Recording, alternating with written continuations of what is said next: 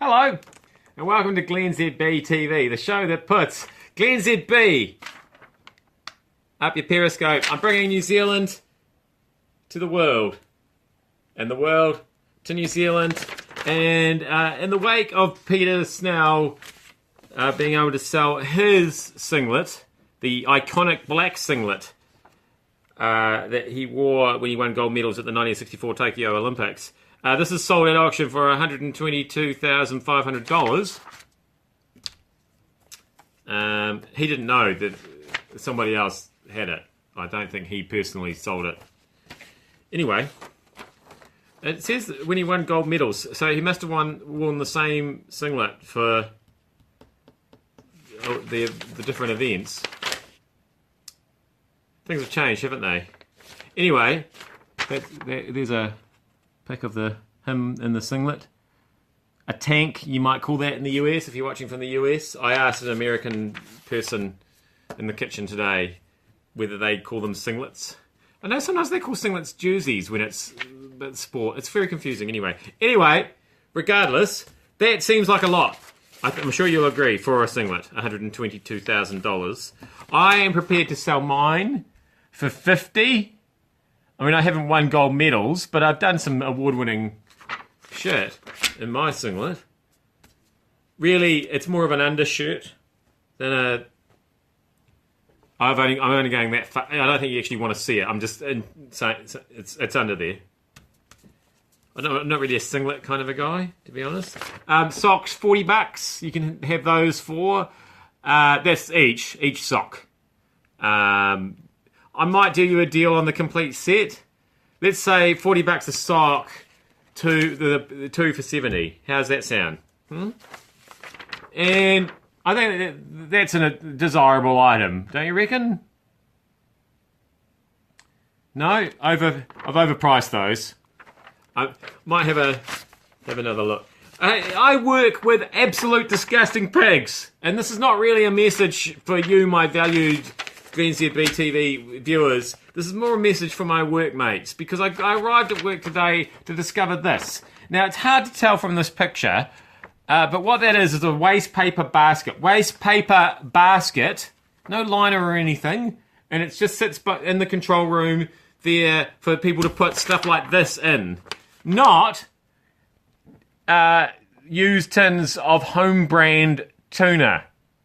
See this? That's actual detritus left. It's not even rinsed, this can. It's got tuna bits. Tuna juice. I think it's a basic rule. If it's likely to smell, don't put it in this basket. Now, back to my valued viewers. I think the internet, it's done, isn't it? Turns out most of us don't read the articles we share on social media, and by we I mean everybody else, because I'm not really a big sharer of articles on social media. 59% of links shared on social media have never ever been clicked. So, yeah, the internet is stupid. It's what I've suspected for a long time, and now I've got the statistics to back it up. So we should stop using it immediately. Not you guys, though. NIMBY. That's a funny word. Of course, we all know what a NIMBY is, don't we? We didn't have to go and look it up today when it was all in the news and people were using the word NIMBYism left, right and centre repeatedly in interviews about things. We didn't have to look up that it's short for not in my backyard. Right. Fun to say anyway. NIMBY. Yeah. NIMBYism. Really should have researched that a bit better. And finally, Nadia Lim, our own master chefette and founder of My Food Bag, of course, almost killed herself in the kitchen by mis-chopping and chopped some of her finger off. So, yeah, she sliced off the top of the finger, and I misread... Sometimes you could just quickly scan over a headline, like on the internet, and you don't read the article, like on the internet, and it becomes a much more interesting story than you thought. So here's the article as it appears, and as you see, it says, My Food Bag's Nadia Lim And I thought it said, slices off finger, serves it in chiller bag. But it saves it in chiller bag, so it wasn't quite as exciting. I thought there was like a new cannibalist sort of offshoot under my food bag. And I couldn't help wondering what the finger tasted like.